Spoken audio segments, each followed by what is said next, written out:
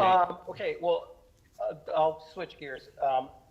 Casinos, gyms, a variety of other venues get their curfews revoked as of today. Those will be abolished.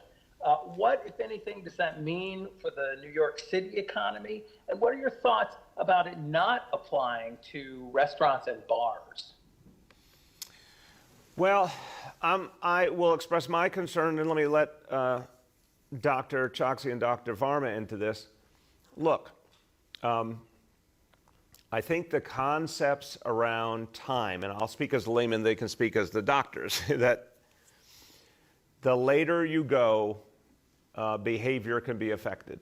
And I think one of the things that's really clear is we need people to be conscientious. You know, we're in this home stretch battling COVID. We need people to be disciplined and conscientious.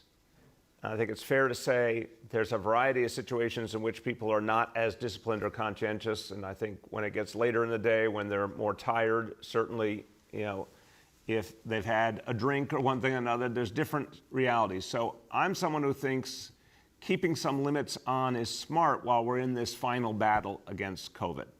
So I certainly have some concerns, but let me turn it to the doctors to tell you their assessment.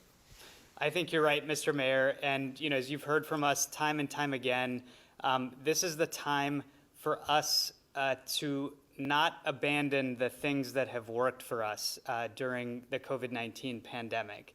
And it's particularly important right now when we still see a relatively high level of cases, but we have a chance to bend that curve downward. So my message to my fellow New Yorkers is a simple one. Let's keep doing the things that we know have worked over the last few months.